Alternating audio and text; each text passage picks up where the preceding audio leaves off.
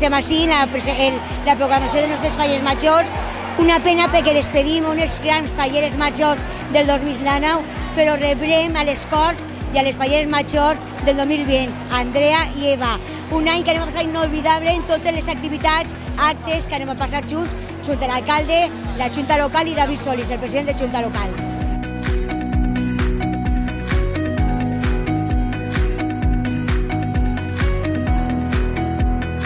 Estava parlant de les falles majors del 2019, un moment trist perquè és el final d'un any increïble per a elles. Han fet de tot, ho hem comentat moltes vegades, però també un moment d'il·lusió de la proclamació de les falles majors 2020. Eva i Andrea, que estan il·lusionades, s'han anat a casa, a replegar-les, a vindre junts, a proclamar al món que comencen les falles 2020 amb il·lusió i amb ganes de fer festa.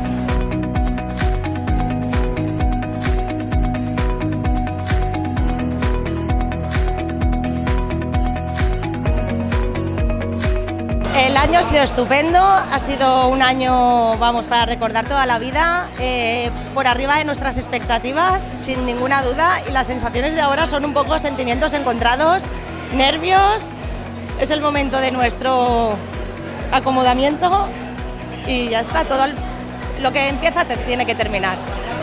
Yo pues con los momentos de la Corte de Honor porque han sido maravillosos e inolvidables.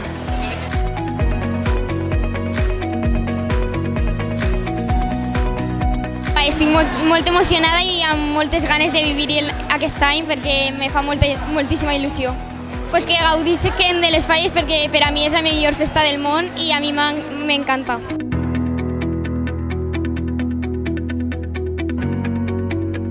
Sí, ara la veritat és que és més responsabilitat i també molt d'orgull.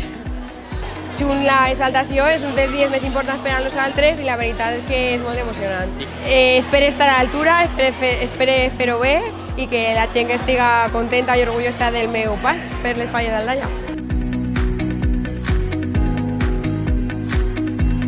Mucho trabajo, por supuesto, pero para eso hay una junta directiva muy bien preparada, la cual, si no fuera por ellos, sería imposible realizar estos actos con la perfección y la calidad que ello conlleva.